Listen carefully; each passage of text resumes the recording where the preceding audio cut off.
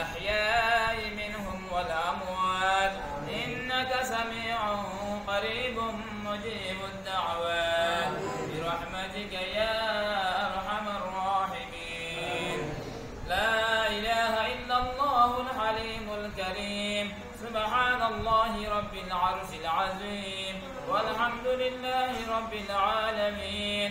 اللهم إنا نسألك موجبات رحمتك وعزائم مغفرتك والسلامة من كل إثم والغنيمة من كل بر والفوز بالجنة والنجاة من النار. اللهم لا تدع لنا ذنبا إلا غفرته ولا هما إلا فرجته ولا مريضا إلا شفيته ولا ضالا إلا هديته ولا مسافرا إلا بلغته ولا جاهلا إلا علمته ولا كربا إلا نفسته ولا حاجة من حوائج الدنيا والآخرة إلا قضيتها برحمتك يا أرحم الراحمين. اللهم إنا نسألك رضاك والجنة ونعوذ بك من سخطك والنار. اللهم أنت رب الناس أذهب البأس أنت الشافي لا شفاء إلا شفاؤك شفاء لا يغادر سقما. اللهم اشفي أبا أميرة شفاء كاملا. اللهم اشفي أبا أميرة شفاء كاملا آجلا.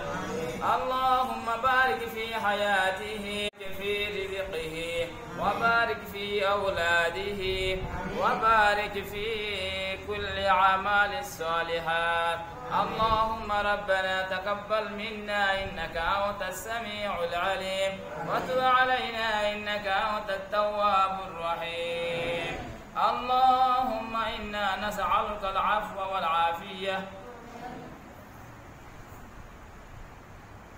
Oh Allah, grant strength, Sifa and Iman to Amira's father. Amen.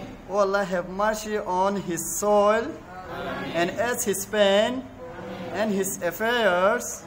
Oh Allah, please forgive him all his sin and grant him the highest level in Jannah.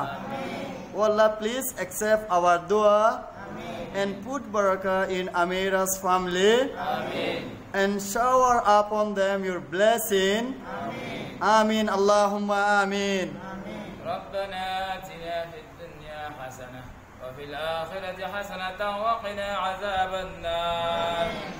اللهم إنا نسألك من الخير كله عاجله وآجله ما علمنا منه وما لم نعلم ونعوذ بك من الشر كله عاجله وآجله ما علمنا منه وما لم نعلم.